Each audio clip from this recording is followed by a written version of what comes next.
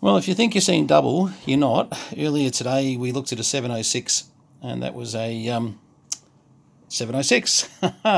This one is a 706mk2G, and this one has been a right pain, but there's good news. It now works. This one was quite annoying, and it's a fault I had not, well, the fault I'd seen before, the cause of the fault I'd not seen before, and fortunately I've got a few bits and pieces still sitting in my old stock, that Icom stock from years gone by. So this is very fortunate, because more from a cost point of view, because some of these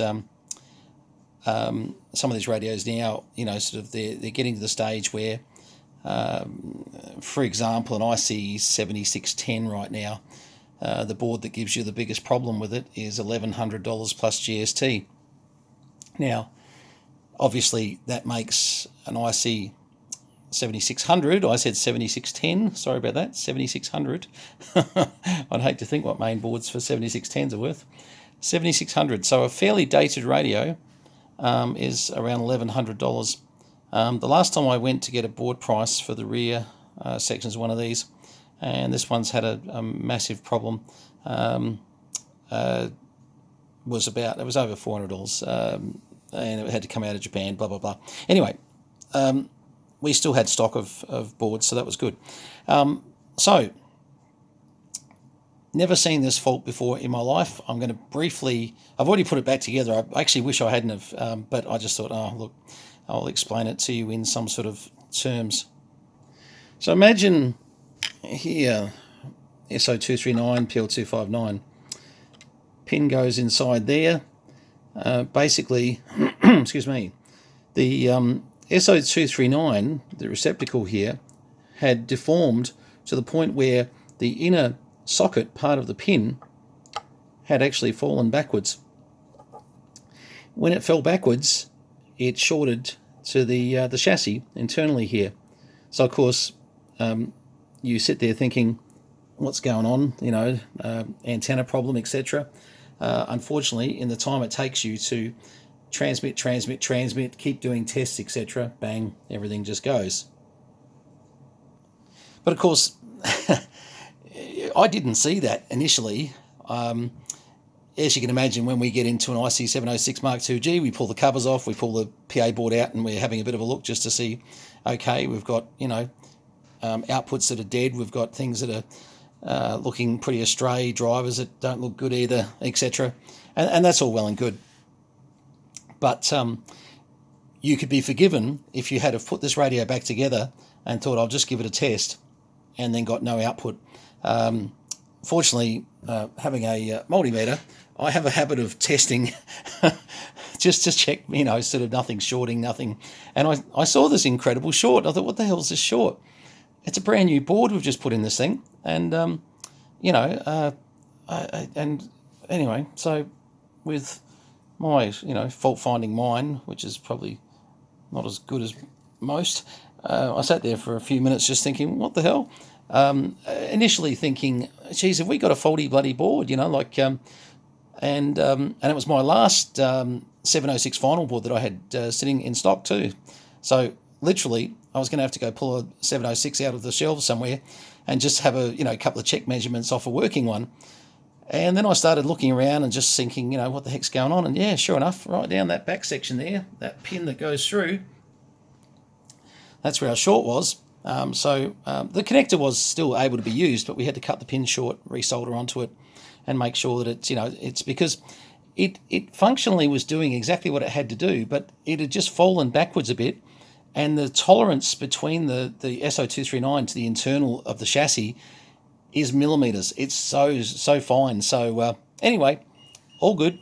We've been able to, get the output stage running, and only to find out we had a dead mic as well. We had just on the switching and everything was working fine, and this is the mic, and it was switching just like that, and that was fine, but it wasn't no audio. And I thought initially, it must be a dead element, but no, little dead diode on the board. But that was okay. We were able to, look, that was a minor thing. I keep a. It's funny. I don't use the customer's mics. You know, I shouldn't say customer. Not really a customer anymore. Getting old these days. I always keep one of these here on my bench. So often, someone will, you know, maybe drop a radio to me and say, "Hey, can you have a look at this?" It's not his power cord. It's not his mic. But in this case, I'm really glad I did plug his mic in as a last test, because there was still an issue in that mic, and you know, nothing we couldn't sort out. Anyway, so the Ic706mk2G. These have been a great radio over the years, and as you saw in the previous video, we had the 706 now. The things they changed, some of the obvious things were the band switching. So we went to two little controls on the side, up, down for band switching. I don't like the look of that. Anyway, I just saw something I don't like. To have a little look at that in a minute. Then go there, 7.1, and you can up, down from there. So before, if you remember, we went to the TS on the other one, and we went across and we had 2 digits over here. Well, you don't do that on the Mark II-G. Now, some of the other features that they had, little things like, very similar in the fact that you just hit the display button for a second to get into the various sub-menus here. So RF power is set to high at the moment, mic gain full, all good, etc, etc. And then to get out of that, just hit display. So, you know, as you can see, they kept pretty much the same sort of memory set, sorry, not menu. I told you I'm not feeling well. Menu set up as the other one. But of course, with the addition, if we just go back down again, of 430 megs, and that's the major thing that you find on the 706 Mark II-G, is that yes, they've added the 70 centimeter band, which makes it just a little bit, you know, more inclusive, I suppose. So let's just pump a little bit of RF. Oh, and if you can imagine, when I got this radio in, the other sign that something was very, very wrong in that output stage was the receiver was as dead as a doornail.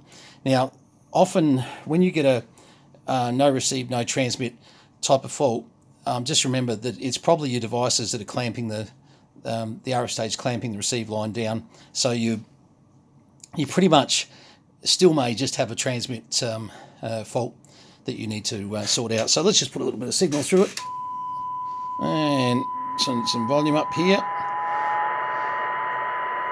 And we're at, oh, look at this, yeah, 0.5 of a microvolt, so we're not putting hardly any into it. Let's have a look. That's 50 microvolts at S9, so once again, they're pretty spot on, really, when you think about it. Now, have a look at the torque power. This is something I really push on the Mark II-Gs. Hello, 1, 2, hello, hello, 1, 2, 1, 2, hello, 1, 2. Okay, so, and just to give you a look at the carrier of what that's actually doing with this new output stage in it. 89 watts, and I'm not pushing this very hard, by the way. I have a bit of a habit of setting these up without going too crazy. So if you're sort of thinking it's a little lower than what it should be, there's a good reason for that. Icom's foldback, I've never been a great fan of it. So setting these up a little bit less, in my mind, you know, just keeps them working a hell of a lot longer. We can actually pump that stage up to quite a bit more than 100 watts, and I don't want to go into exactly how much, but the safe bet is to run them. I mean, let's face it, you're going to be using on sideband most of the time. You know, it's probably a mobile that you're running in a car. That extra 5-10 watts is not going to, it's bugger all, you know, sort of, and certainly just run these things nicely. You know, they'll run forever. But yeah, pretty much this is a radio that most people ran in the mobile. Most people grabbed them and said, right, you know, this is you know, when you could get a remote cable for them back in the day, you know, the head was always sitting up on the dash and this was mounted under the seat somewhere. And they were great radios, they really were. And whether it was a 706 or a 706 Mark II-G or a Mark II even, really, you know, most of you are doing HF only on them. You know, it wasn't a big thing on the VHF, UHF anyway. So, but overall, there's not a heck of a lot of differences that I'm going to point out here, apart from really the band switching, what we were just showing before with the ALC, with definitely these drive a little better, which is nice. Menu pretty much the same, a few little changes, but if I go over here, when I say changes, actually I can't think of one. Sorry, I'm just thinking about what changes I was thinking about then, but no, not really. That's pretty much because they needed duplex and now, good point. But yes, of course. So if there was a difference, and that is here. Where is it? No, not there. I'll find it. Give me a second. There we go. Sorry, this was the difference on the Mark 2G, of course. The Mark 2G came with the DSP 106 board, I think, 106. I think it's 106. But it came with the DSP board. Now, look, this was, a fairly big positive on the Mark 2G.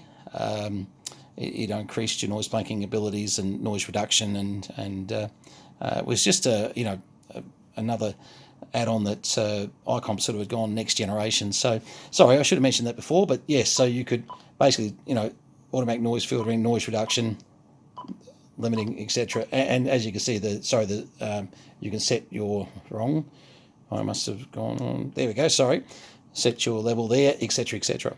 So now back to my OCD 7100. That's better. But yeah, look, these were. And as you can see, I'm holding this in to get different functions into different areas. And that other one's band selection there. Never really thought that was a great idea. This one here, it's like, why? Anyway, but if I hold that there and then go back to, I'm going to be right in a minute. BSR, DSP, yes. I'm trying to get us back to here. That's it. Back to, and so this is where we can put our memories and bits and pieces. Don't mind me, I'm still crook today, but I'm just trying to get a few things out of the way, and I thought we'll try and play some catch-up footy on some stuff. Anyway, so that is the 706 Mark 2G. The only thing worth really showing you, apart from that, is, and I need to change over antennas, hang on. Now, once again, on the back, you've got the HF and 6 metres, 2 metres and 70 centimetres.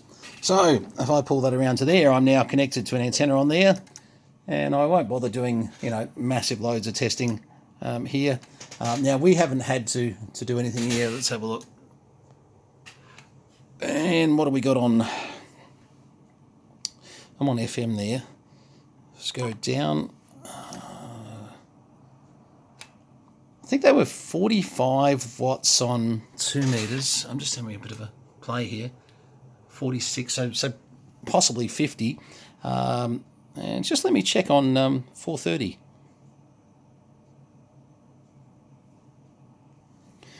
I'm just going up from one end of the band to the other, actually. About 20 watts on UHF, sorry. And about it was getting about 15 watts around about, let's go to 432 megs, a bit more than that, I think. 15, yeah. So obviously a lot less power on UHF to what they are on VHF, because VHF I actually thought was, so that's back at that 45 odd watts. So personally, I don't know, I don't really see these as functional 2 metre, 70 centimetre radios. I honestly think most people that run one of these are probably running it for usage on the HF bands. Just thought of something actually, because the other thing that can happen, is if we go into, hang on, sorry, wrong way. Let's go back to 430 megs. But of course, let's go in here and might gain. No, that's high power. It's all right. I just wanted to check that we're in, sort of up high power. So we are. Yep. No, I'm happy. That's all right. All good. Go back where I enjoy. Now, keeping in mind at the moment, at this stage, I haven't got an antenna connected because of the way that we do it on the rear here. All right. Anyway, this has been me fumbling through And as I've said in the last video, just don't mind me. I'm a little bit crook today, and I'm just trying to get through a few bits and pieces. But it's been nice just to sort of at least show the Mark 2G and also the 706, just the simple 706, and maybe a couple of the differences between the two. All right, well, this one can go back to my mate. Don't send it back here again. Anyway, it's all good. All right, all the best, 73s from VK3 Charlie Mike, JDW229, and I'll catch you guys on here sometime soon, I'm sure. Cheers.